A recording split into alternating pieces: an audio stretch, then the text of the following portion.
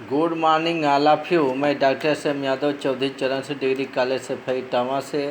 प्यारे बच्चों, आज मैं 8वें सेमेस्टर का रावे प्रोग्राम का जो बुकलेट में फिलअप करने के लिए कॉलम दिया गया है, मैं उसके बारे में बताने जा रहा हूँ। प्यारे बच्चों, आप लोग 8वें सेमेस्टर के जितने भी बच्चे हैं, अगर उनको बुकलेट भरने में समस्या हो रहा है तो प्लीज़ हमारे YouTube channel doctor SM. Yadav को सर्च करें, लाइक करें, ज़्यादा से ज़्यादा शेयर करें। मैं बताने जा रहा हूँ, स्टार्टिंग से करता हूँ कि पहला है सस्य विज्ञान। सस्य विज्ञान पाठ्यक्रम, फसल उत्पादन। अब इसमें पहला दिया है टॉपिक, मौसम के अनुसार दो फसलों का चुनाव करके उनकी सघन कृषि पद्धतियाँ की जानकारी करें। मौसम के अनुसार दो फसलों का चुनाव करके, जैसे गांव तो अलॉट हुआ नहीं, तो आप लोग अपने हाइपोथेसिस पे, अपने कल्पना के आधार पे, आप का विद्यालय चौधरी चरण सिंह डिग्री कॉलेज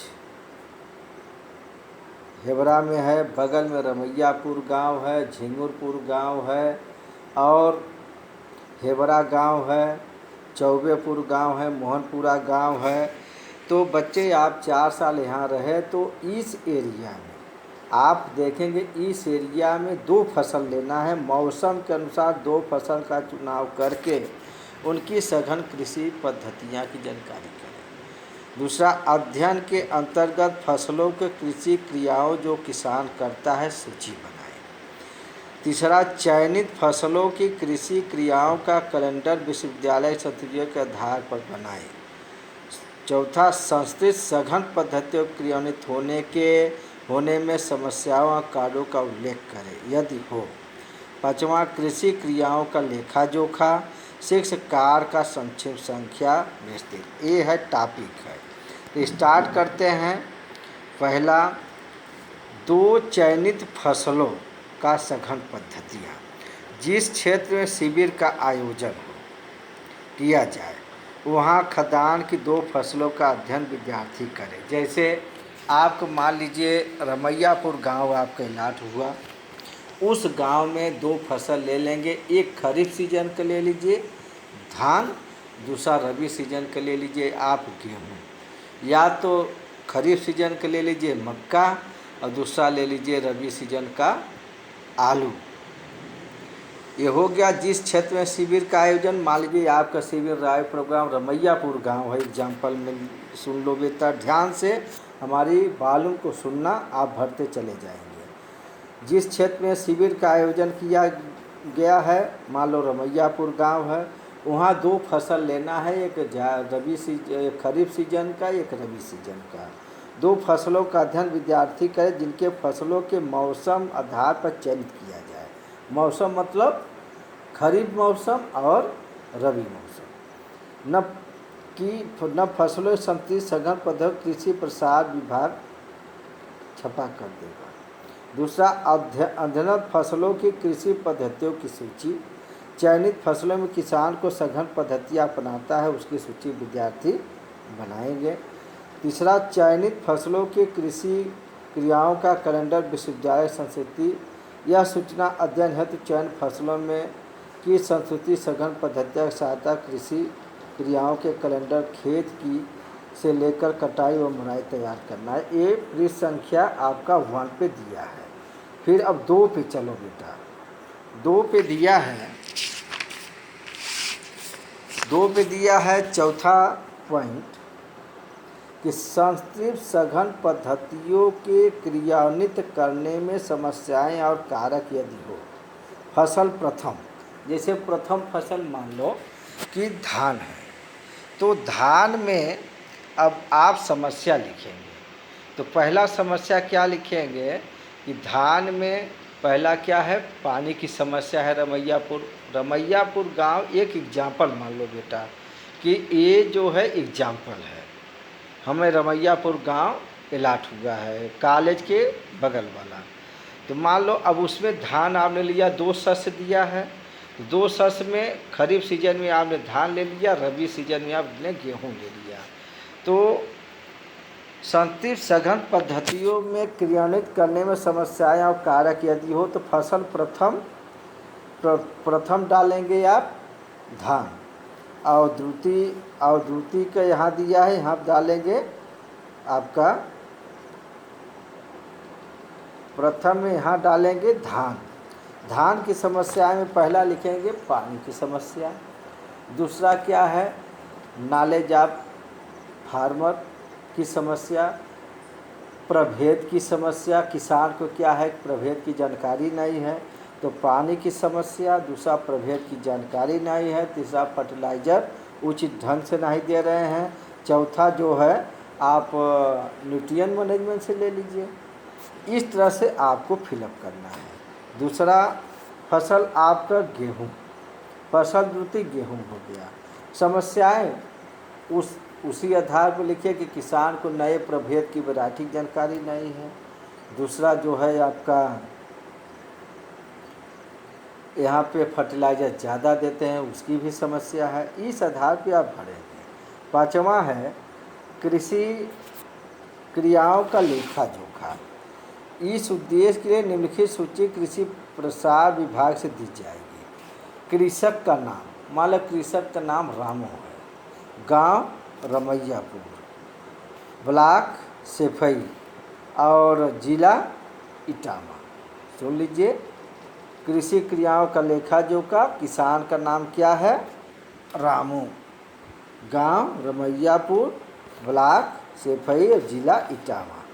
अब कृषि क्रियाओं का विवरण, अब इसमें दिया है प्राथमिक तैयारी, फिर बीज बुआई और उर्वरक तालिका। देखिए इसमें 3 कॉलम है, ध्यान से देखिएगा, हम टिक लगा देते हैं, आपको बताएं भरते चले जाइएगा। प्राथमिक तैयारी है, बीज बुआई है और उर्वरक तालिका है। ठीक, अब इसमें प्यारे बच्चों ये ध्यान देना होगा आपको कि जैसे फसल है धान ले लिया मैंने, अब प्राथमिक तैयारी जुताई की संख्या, समतलीकरण की संख्या, कोई अन्य सूचना यदि हो तो फसल प्रथम में धान हो गया। अब जुताई की संख्या, मान लो जुताई की संख्या आपने 2 किया, अब 2 किया तो मान लीजिए उसका जो खर्चा आया अनुमानित जो है लागत, मान के चलो जुताई का कितना आ गया, तो टोटल जैसे धान है आपका मैंने बता दिया,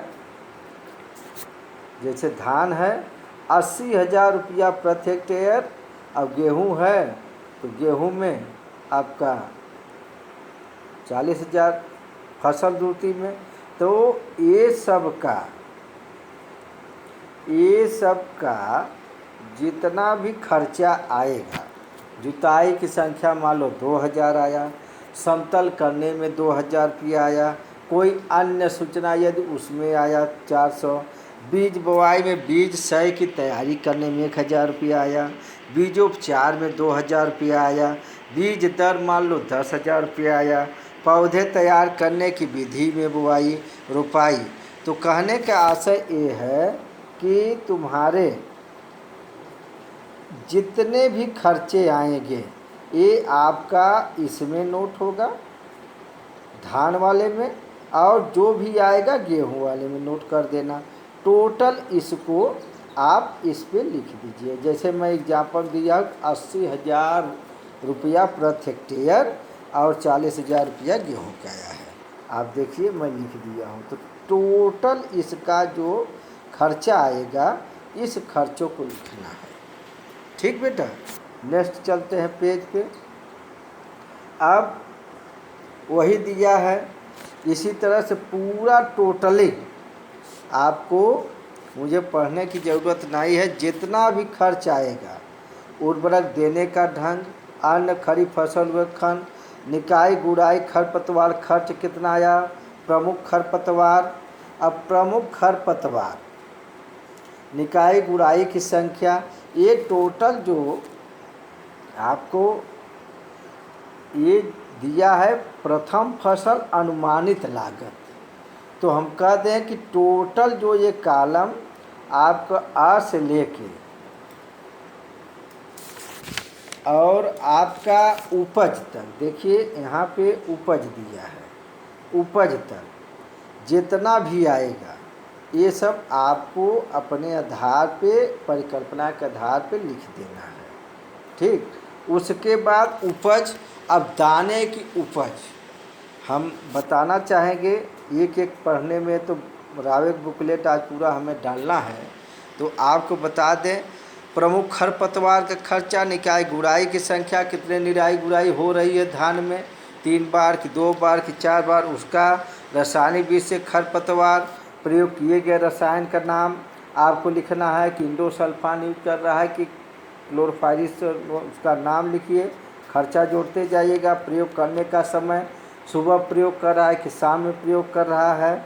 कोई विशेष कृषि क्रिया यदि की गई हो, जैसे धान में कोई अगर किसान कोई अच्छा टेक्नोलॉजी यूज किया तो उसके बारे में लिखो। अन्य कोई सूचना यदि आपको मिला, जैसे आप वेस्ट बंगाल के हैं या आप लखीमपुर खीरी के, उत्तर प्रदेश के हैं, तो आप देखेंगे कि आपकी तरफ धान इस तरह से बोया जाता था, यहाँ जो है पडलिंग द्वारा बो रहे हैं, वो उसका नोट करना है। अब सिंचाई के साधन क्या है? सिंचाई के साधन में आप एक लिखेंगे कि पंप सेट है। सिंचाई की संख्या, धान में कितना बार सिंचाई करा, 3 बार कि 4 बार कि 5 बार। सिंचाई का समय वो रात में दे रहा है कि दिन में दे रहा है। सिंचाई जल के गुण, सिंचाई देने से क्या उसको लाभ होता है। फसल सुरक्षा, कीड़े का नाम, यदि कोई धान के फसल में कीड़ा लगा है, ग्रास हॉपर लगा है, कोई भी, उसका नाम लिख दीजिए। फसल का समय, अवस्था लिखो। आक्रमण की सघनता, आक्रमण कितने फसल में लगभग कितने प्रतिशत कीट लग सकते हैं, वो लिख देना। नियंत्रण के उपाय जो किए गए, आपने जो कीड़ा मकोड़ा लगा तो नियंत्रण आपने कैसे किया उसके बारे में लिख दो। बीमारियों के नाम और कुछ प्रारंभिक लक्षण लिखो। समय व फसल की अवस्था, उपचार के लिए अपनाई गई विधि, ये लिख दो। कोई अन्य सूचना यदि हो। अब आते हैं कटाई और दाने की सफाई में। परिपक्वता का दिनांक, जब धान पके उसका डेट लिख दो। फसल परिपक्वता के लक्षण, आपने कैसे पहचाना कि धान फसल पक गया है, उसके बारे में लिख दो कि 3 बार सिंचाई कि 4 बार सिंचाई, या 80 दिन होने के बाद बाली पक गई थी, मुझे लगा कि धान अब पकने वाला है। कटाई का दिनांक, जिस डेट पे धान कटे उसका जो है अवधि लिख दो और दिनांक लिख दो। चुनाई की संख्या, कपास व ऐसे अन्य फसलों में चुनाई की संख्या, कपास जैसे मान लो खरपतवार है, धान बोया गया, उसमें कोई फसल अन्न उग गया, उसकी संख्या कितने % था वो लिख देना चाहिए। मड़ाई का तरीका, बहुत से धान लोग पीट के मड़ाई करते हैं और बहुत लोग जो है थ्रेसर से काटते, वो तरीका है। ओसाई, क्या विधि है ओसाने का यहाँ के महिलाओं का, अन्य कोई जानकारी है। अब आते हैं उपज में।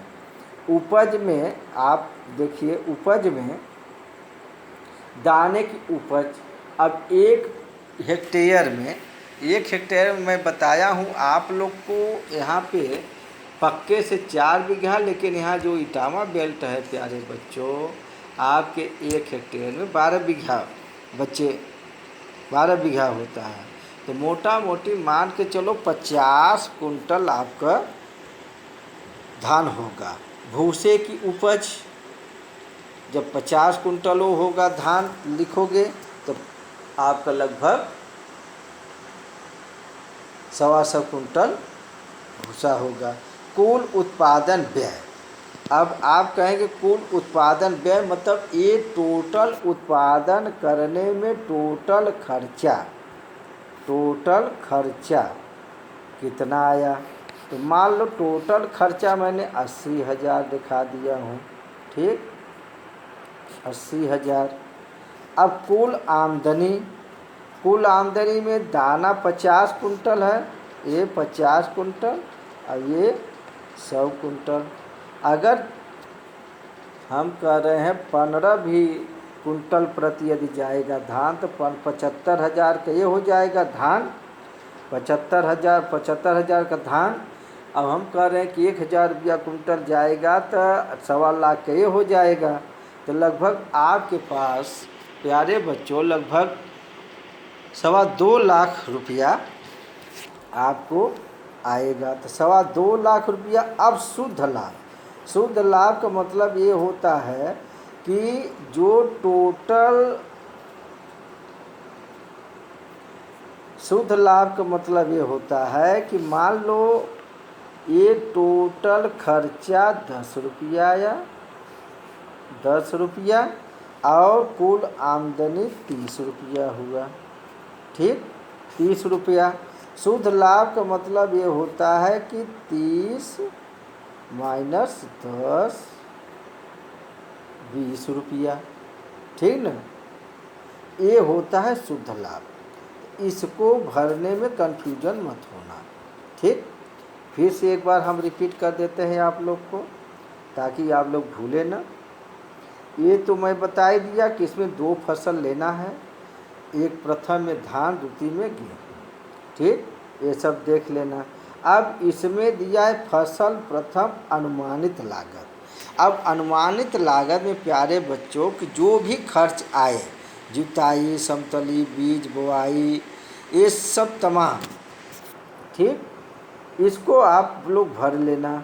फसल सुरक्षा कीड़ा, क्या नाम लिखा, कीड़ा का नाम लिख लेना, फसल का समय, आक्रमण सघनता, नियंत्रण, बीमारी के नाम और कुछ प्रारंभिक लक्षण, समय, फसल की अवस्था, उपचार के लिए अपनाई गई विधि, कोई अन्य सूचना, कटाई, दाने में पर धान कब पका, कैसे आपने पहचाना, लिख देना कि 90 दिन हो गया था बुआई करते समय, ट्रांसप्लांट से लेके धान लगाते समय उसमें हमें बाल पक गई तो हमें लगा कि धान पक गया। कटाई का दिनांक, जिस डेट पे धान कटा हो।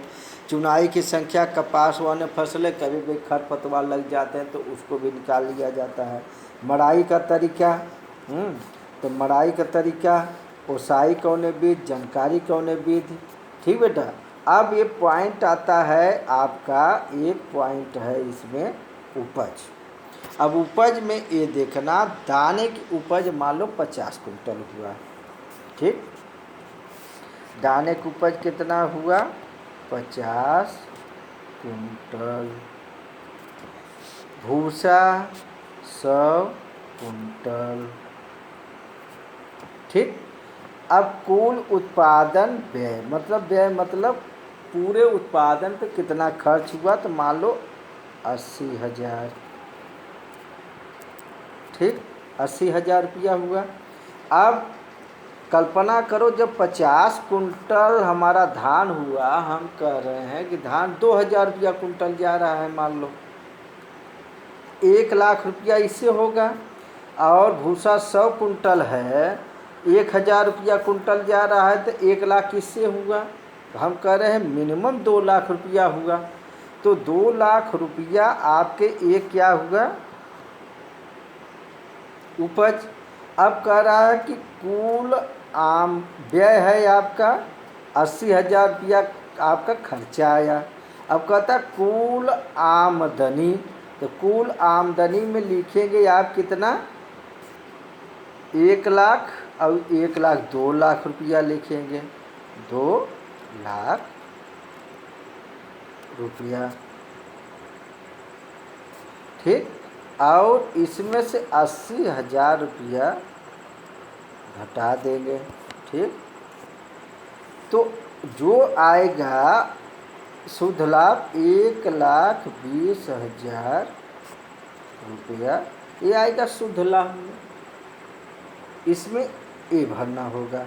अन्य व्यय अनुमान, अगर आपको कोई और खर्च हुआ हो, कभी कभी किसान भूल जाता है कि अरे ट्रांसपोर्टेशन चार्ज है या और कोई चार्ज है, तो उस पर जो है मान लो 1,000 रुपया ट्रांसपोर्टेशन चार्ज का जाए तो इसमें से घटा देना, यही शुद्ध लाभ हो जाएगा आपका। ठीक बेटा, नेक्स्ट चलते हैं। अब इस कॉलम में आओ। इस कॉलम में पूछा है गांव में सिंचाई की उपलब्ध सुविधाएं, गांव में सिंचाई की उपलब्ध सुविधाएं, क्रम संख्या है 1 2 3 4 5 दिया है। तो सिंचाई का स्रोत, तो अब इसमें संपूर्ण कुएं, उपयोगी कुएं, अनुपयोगी कुएं। तो संख्या 1 में लिखोगे कि उपयोगी संख्या 1, ठीक, संख्या 1, ठीक, 1 लिख दिए। अब इसमें है कि सिंचित क्षेत्र मौसमी की सदावर्ती। मौसमी का मतलब होता है कि बारिश के आधार पे हो रहा है, और सदावर्ती मतलब सदैव हो रहा है, सदैव हमारा सिंचाई। तो आप जब कुएं से सिंचाई कर रहे हैं, कुएं मतलब पंप सेट से मतलब कर रहे हैं, तो आप लगातार करोगे बेटा, ठीक ना। तो आप सिंचाई जो कर रहे हैं तो कुएं से कर रहे हैं। संख्या 1 कुआं मौसमी है। मौसम का मतलब खरीफ में भी कर सकते हैं, रबी में भी कर सकते हैं। यहाँ पे ऐसे टिक लगाएंगे। और इसमें सदावर्ती में मतलब सदैव, ठीक ना। तो आप एक मौसमी तो है नहीं, कभी भी पंप सेट आप चला सकते हैं, सदैव। तो इस पर क्रॉस करके इस पर टिक लगा देंगे। अब दूसरी सिंचाई क्या है? नहर है, तो यहाँ 2 लिखेंगे। नहर में 2 लिखेंगे कॉलम। दूसरा, फिर आप देखेंगे नहर सिंचाई हो रहे इस तरह से आप लगाएंगे। सरकारी ट्यूबवेल है तो इस तरह से लगाएंगे। अन्य स्रोत है तो इस तरह से लगाएं, क्रम अनुसार डालते जाएंगे, ठीक। इसमें है गांव में उपलब्ध कृषि यंत्रों का विवरण। अब देखो, जो जिस गांव का आप सर्वे कर रहे हैं, रमैयापुर गांव का, इसमें क्रम संख्या 1 संख्या एवं यंत्र संख्या 1। तो ट्रैक्टर है, तो किसान के पास यदि ट्रैक्टर है, ठीक, तो गांव में उपलब्ध कृषि यंत्र पूरे गांव की संख्या आपको मतलब इसमें करना है। तो मान लो रमैयापुर गांव में तुम्हारा 10 ट्रैक्टर है। रमैयापुर गांव में 10 ट्रैक्टर है। पावर थ्रेशर कितना है बेटा? पावर थ्रेशर तुम्हारा 7 है। सीड ड्रिल कितना है? 6 है। और पोटैटो प्लांटर 2 है। स्प्रेयर मान लो 10 है, ठीक। इस तरह से भर लेना है कि रमैया गांव में उपलब्ध कृषि यंत्रों की संख्या।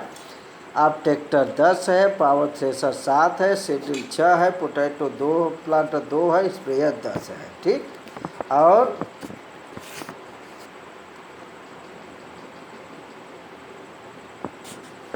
स्प्रेयर 15 है, डस्टर 7 है, कल्टीवेटर 5 है, अन्य 11 है। इस तरह से आपको भरना होगा, ठीक प्यारे बच्चों। नेक्स्ट, टिप्पणी सिंचाई और यंत्र संबंधी सूचना लेखपाल और ग्राम विकास अधिकारी से ली जाए। ये डाटा कभी कभी बेटा वहाँ भी रहता है ग्राम लेखपाल जी के पास, और नए गांव में आप किसानों से अपने पूछ के भर सकते हैं। अब आता है दलहनी फसलों में पाई जाने वाली जड़ ग्रंथियों का अध्ययन। आप लोग एग्रोनॉमी के सर लोग आप लोग को पढ़ाए होंगे, पुनः फिर हम बताते हैं। दलहनी फसलों का पाई जाने वाली जड़ ग्रंथियों का अध्ययन। तो इसमें देखो, फसलों या प्रजातियां का नाम लिखो। मान लो उपास 120 वैरायटी है दलहन की, तो ये आप लिखेंगे अरहर का वैरायटी का नाम उपास 120। बुआई का दिनांक लिखोगे, किस डेट पे अरहर बुआई किया गया। खाद और उर्वरक का विवरण देना है, या फवायम दिया कि पोटाश दिया, क्या दिया है बेटा, क्या राइजोबियम कल्चर उपयोग किया गया। तो आप लिखेंगे कि यस, यहाँ लिखेंगे यस। पिछले 3 वर्षों अपनाए गए फसल चक्रों का विवरण, तो यहाँ पे भर देना विवरण भरेंगे आप। खरीफ रबी जायज़ लेंगे, पहले पैडी, फिर गेहूँ, फिर पैडी, व्हीट और हारो। फिर लेंगे इसमें मेज, पोटैटो, दूसर के मेज, पोटैटो प्लस मूंग। तीसरा में भरेंगे आप अरहर प्लस फालो। तो फसल चक्र इस तरह से आपको चढ़ाना है। संपूर्ण पौधों का नमूना लेने का दिनांक, जो आपने अरहर बुआई किया है उसका नमूने का दिनांक डालिए बिना छत पहुँचे। फसल की अवस्था दिनों में डालिए, 5 और 2 में अंतर। प्रति पौधे उपस्थित जड़ ग्रंथियों की संख्या, 5 पौधों का मध्य, जड़ ग्रंथियों का औसत आकार, विशेष विवरण। छात्र अपना साइन करें। ठीक, ये सब भरना है प्यारे बच्चों। नेक्स्ट आता है गत वर्ष में उगाई गई फसलों का विवरण। अब किसान का आप सर्वे करेंगे तो उसमें दिया पिछले वर्ष आपने चाचा जी ने क्या उगाया।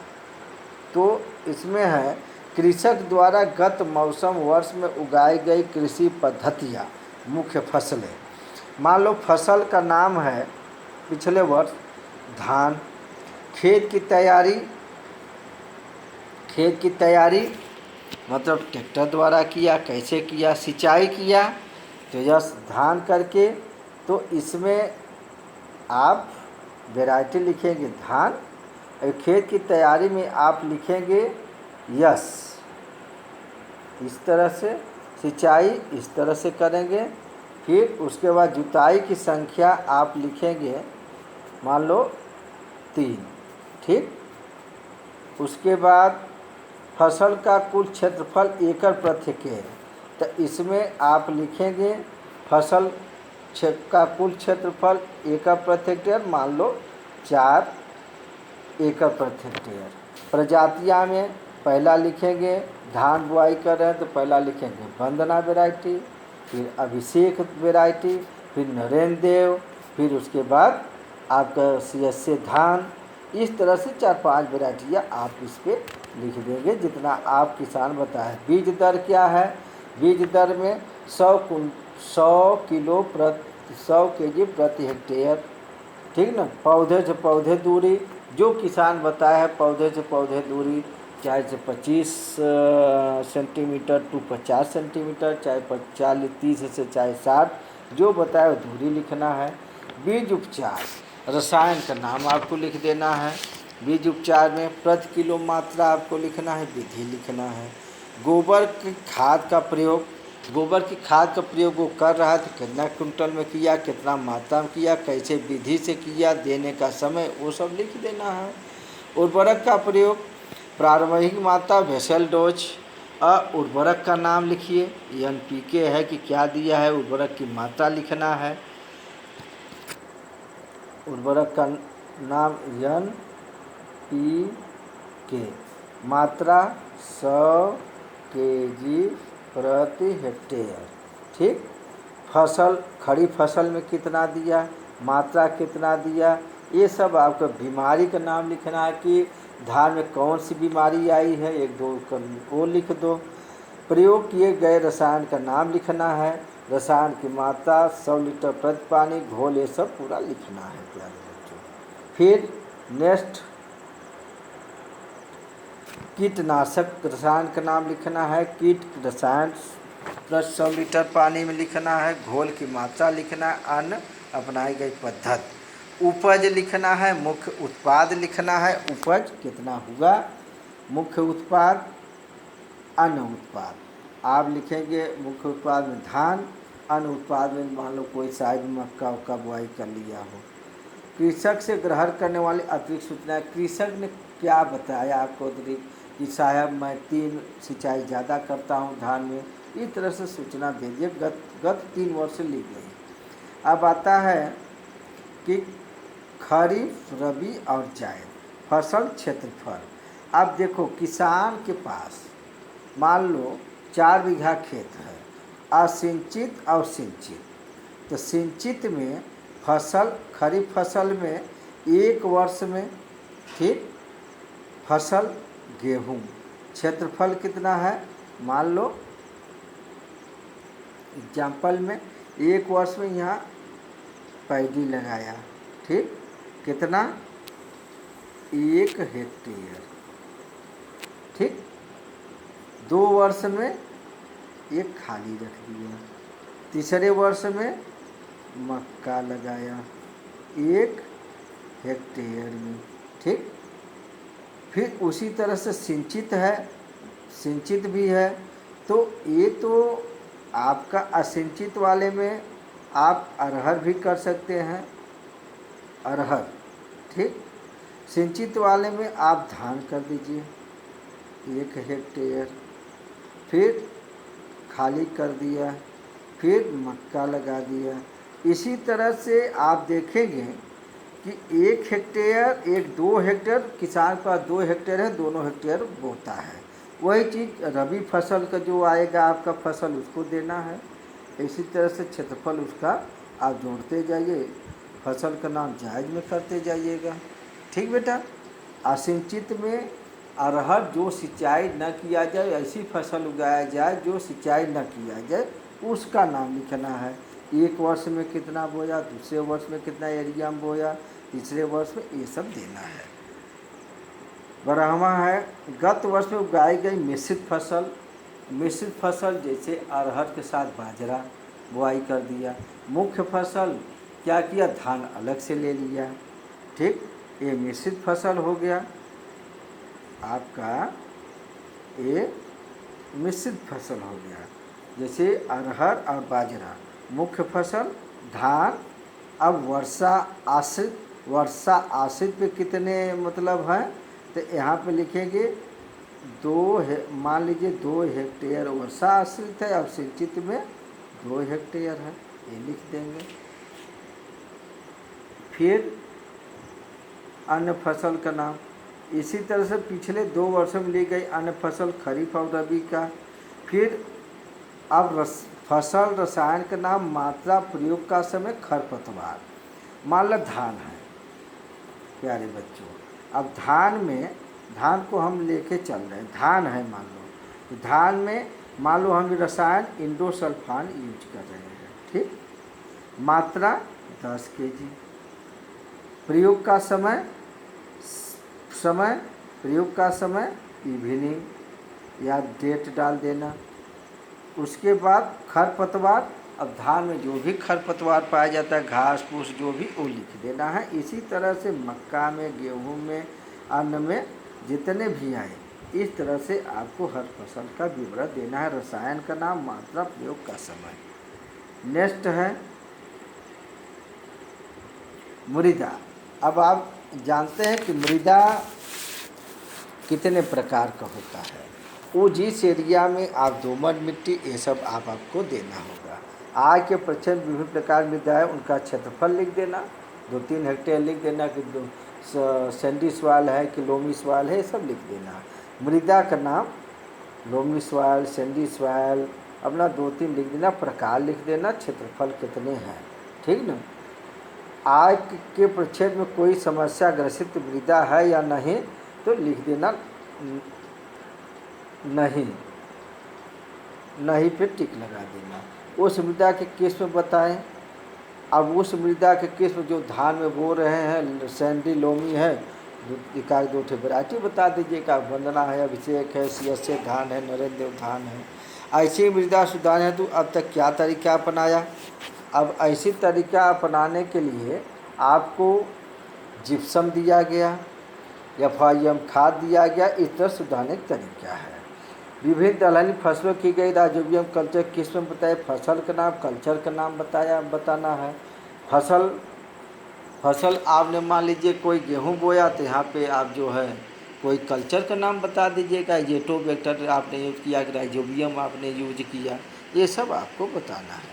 प्रच्छेद कृषि यंत्र, भूमि की तैयारी में प्रयोग किए गए उन्नत कृषि यंत्रों का नाम, खुरपी है, तो हसिया है, यम्बी प्लाव है, डिस्क प्लाव है, ये सब लिखना है। 4.2 निम्नलिखित फसलों बुआई, रुपाई, कटाई, मड़ाई उपयोग की उन्नत कृषि में। अब फसल का नाम, उन्नत कृषि यंत्र। धान है तो पडलिंग द्वारा बुआई किया जाता है, ठीक, CRI के द्वारा किया जाता है। रुपाई कैसे करते हैं और कटाई कैसे करते हैं, थ्रेशर के द्वारा किया जाए, पडलिंग द्वारा करते हैं।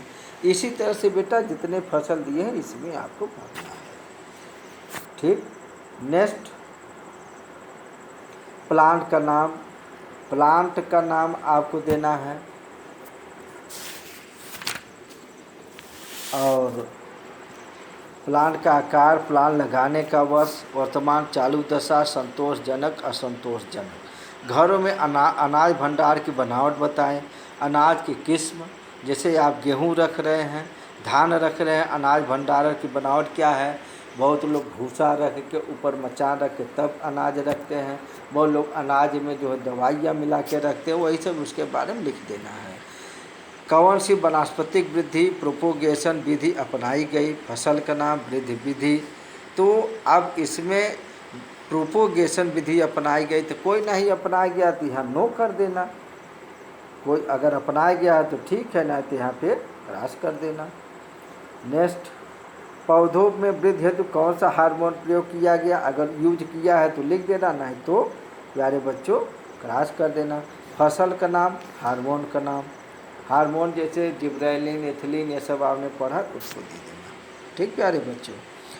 प्रक्षेत्र वन लगाने हेतु वृक्षों की कौन सी 2 किस्में बताइए। जैसे फॉरेस्ट विभाग वृक्ष लगवाता है तो आप यहाँ पे आम दे दीजिएगा, इमली दे दीजिएगा, और पेड़ जो है, अब वो सब क्षेत्रफल, कितने क्षेत्रफल में आम लगा है।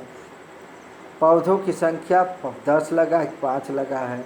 पौध का स्रोत क्या है, पौध की उम्र क्या है, जो किसान लगाया है। 2 साल की, 3 साल की, 4। मुख्य शस्त्र क्रियाएँ, मुख्य शस्त्र क्रियाएँ, दूरी लगाने की विधि, खाद देना। नेक्स्ट है उर्वरक मात्रा प्रति पौधा क्षेत्रफल। उर्वरक की मात्रा कितने क्षेत्रफल में दे रहा है। गोबर की खाद कितना दे रहा है। सिंचाई वह विधि क्या है, फरो विधि से सिंचाई कर रहा है कि स्प्रिंकलर विधि सिंचाई कर रहा है। पौधा रक्षा क्रियाएँ क्या है, कौन कौन दवाइयाँ से यूज कर रहा है। वर्तमान मूल्य क्या है, उसका मूल्य क्या है। समस्या यदि कोई हो उसके बारे में लिखो। प्रजाति पोषक तत्वों की कमी एवं बीज गुण, उसके बारे में लिखना कि प्रजातियाँ जानकारी नहीं है। विभिन्न फसलों सर्वोत्तम प्रजातियाँ क्या है, ये सब। प्रजाति चुनने का कारण, धान है तो प्रजाति आपने जैसे जाना, मान लीजिए आपने यंडी धान वन डाला, चुनने का कारण क्या है, तो चुनने के कारण में आप लिखिए कि यंडी वेराइटी जो है इसकी उपज बहुत अधिक है इस मिट्टी में। ठीक। अरहर है उपास से ये बहुत अच्छा उपज देती है। दलहनी में लिखना, तिलहनी में लिख देना, सब्जियों में लिख देना, गन्ना में लिख देना, अन्न में लिख देना। इसी तरह से आपका मुख्य पोषक तत्वों की कमी के लक्षण बताएं। पोषक तत्व नाइट्रोजन, फास्फोरस, पोटाश, पोषक तत्वों की कमी। क्या आप बोने से पहले बीज जमाव की जांच करते हैं, यदि हाँ तो किन फसलों का। अगर बोने से पहले यदि जांच कर रहा है किसान, तो इस पे जो है आप लिखेंगे यस। क्या लिखेंगे, यस। यहाँ लिखेंगे धान, यहाँ लिखेंगे गेहूँ, ये सब लिख देना बेटा। ठीक। बीजों के गुण क्या है, बीजों के गुण, बीजों के गुण में आप लिखेंगे सर्टिफाइड सीड। प्रायोगिक बीजों के गुण, पंजीकृत, अपंजीकृत, स्वयं का, उधार का। इसमें जो जो क्राइटेरिया है, अगर उधार लिया गया तो फसल का नाम गेहूँ लिख दिया जाएगा। स्वयं का है, अब सर्टिफाइड में गेहूँ लिख दिया जाएगा। ठीक, ये सब लिखना है। गुणात्मक बीज की प्राप्ति हेतु अपनाई गई क्रियाओं का वर्णन करें। फसल का नाम, पोषक तत्व की कमी के लक्षण, ये सब। पौध रक्षा लिख देना, कीट एवं उसका नियंत्रण। अब देखो, समन्वित कीट प्रबंध अपनाई गई क्रियाएं।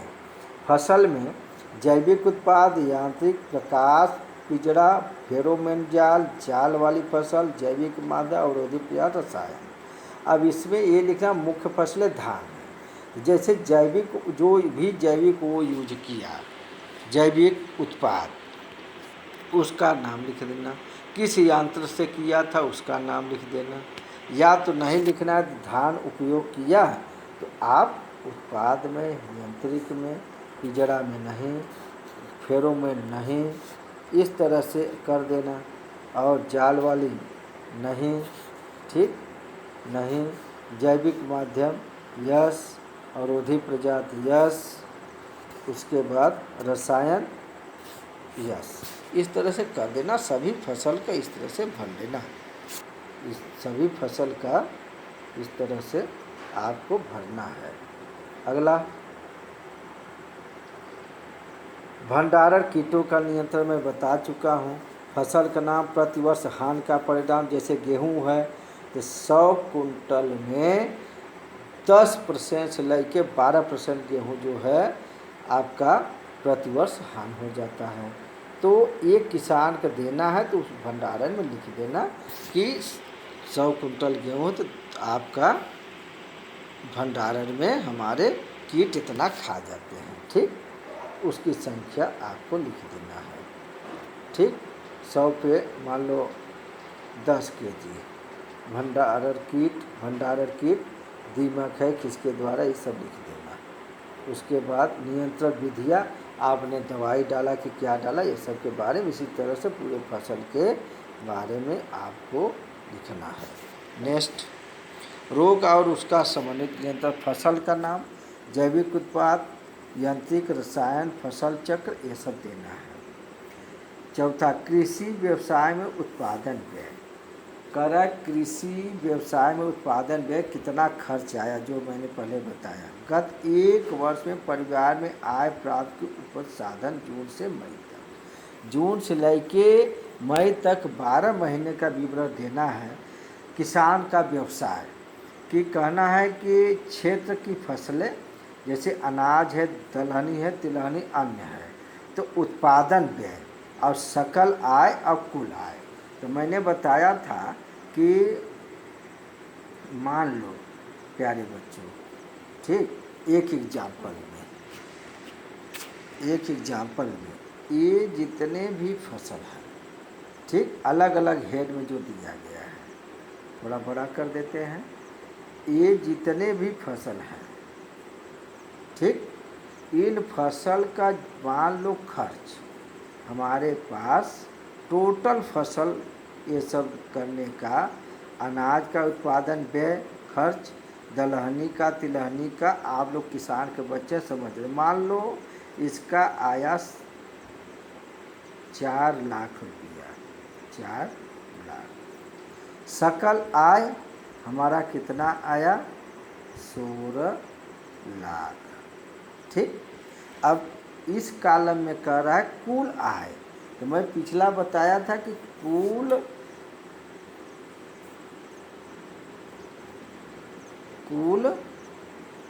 अब आप क्या करेंगे कि एग्जाम्पल के रूप में 10 रुपया ई आया और 25 रुपया आपका सकल आय। तो इसमें क्या करेंगे, 25 माइनस 10 बराबर 15। ठीक, ये लिखना होगा, कुल आय आपका ये होगा। समझ गए बेटा। इसी तरह से आप जो ये फसल है, अनाज में कुल व्यय, मान लो अनाज है, धान गेहूँ जो भी उगा रहे हैं तो उस पर जो खर्चा मान लो 2 लाख आया, दलहनी में 50,000 आया, तिलहनी में 30,000, अन्न में 10,000, साग भाजी में जो भी आएगा। तो इस तरह से जो टोटल आएगा मान लो, तो टोटल आपको यहाँ पे हल्का हल्का लिखना होगा। और यहाँ पे आपको हम बता दें, यहाँ लाइनें खींच के आपको जोड़ना होगा। ठीक ना, लाइनें खींच के आपको दूसरे पेज पे दिया है। ठीक, देखो योग दिया है। अब योग में मान लो तुम्हारा टोटल इसका योग मान लो एग्जाम्पल में 10 लाख रुपया है। ठीक, और इसका मान लो इसका 25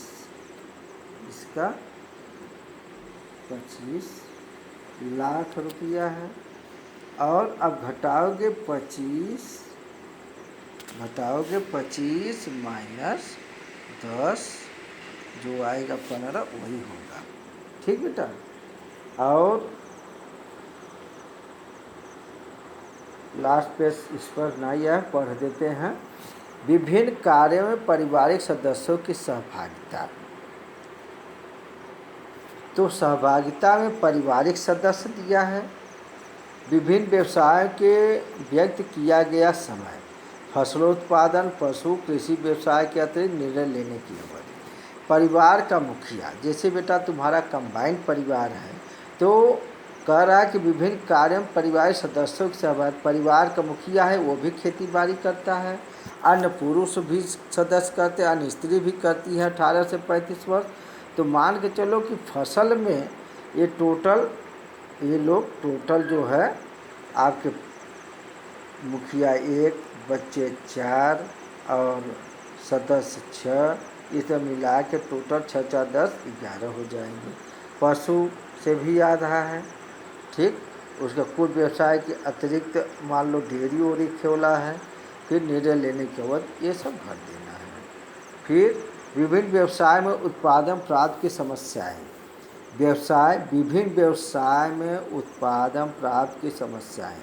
अब जो भी खेती बाड़ी किया गया उसमें कुछ समस्याएं हो तो आपको लिखना है। व्यवसाय, प्रौद्योगिकी और रचना संबंधी सामग्री, आर्थिक विवरण, क्षेत्र की फसलें, अनाज क्या क्या आई है, टेक्नोलॉजी कोई है तो उसके बारे में लिखना है। दलहन, तिलहन, अनाज, चारे वाली फसलें।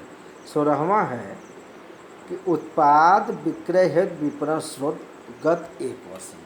मैं आप लोग की एग्रीकल्चर मार्केटिंग बताया हूँ कि प्यारे बच्चों, एग्रीकल्चर सेक्टर में आप सभी आप सभी डिपार्टमेंट कोर्स पढ़े हैं, लेकिन जैसे एग्जाम्पल में अगर धान पैदा हो गया तो उसको किसान घर पे रख रखाव करते हुए भी मार्केटिंग में ले जाता है। तो उसका दिया है कि उत्पाद विक्रय हेतु विपणन स्रोत क्या है। उत्पाद का नाम, मात्रा। जैसे गांव के व्यापारी है तो उत्पाद क्या कर रहे हैं, आलू बेच रहे हैं, ठीक।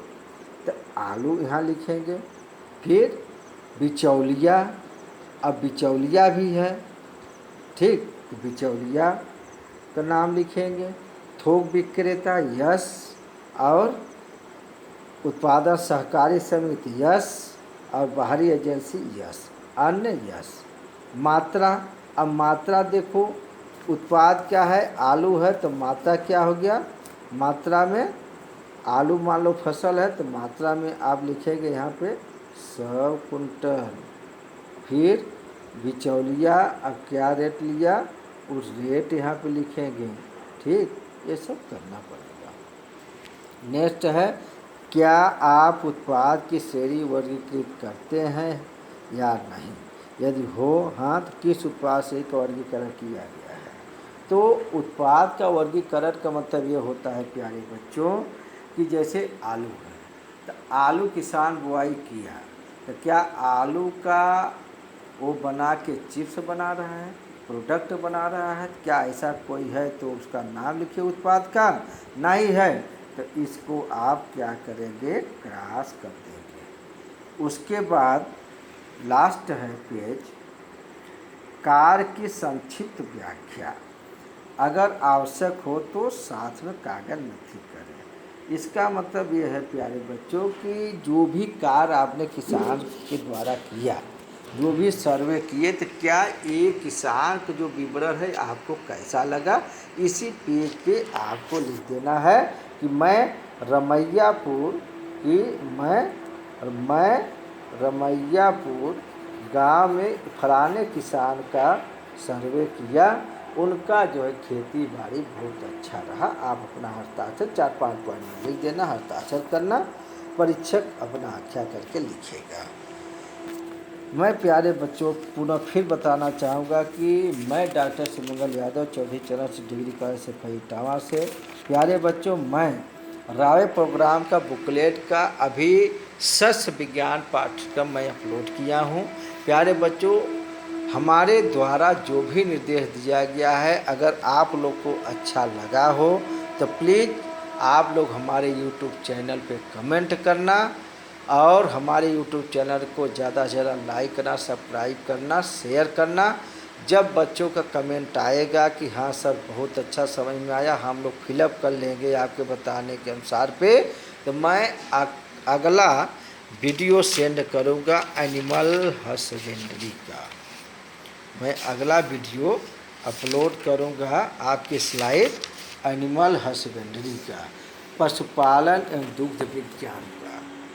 बच्चों का यदि कमेंट आएगा तो, अन्यथा मैं इसी पे बंद कर दूँगा। Thanks all of you my dear student.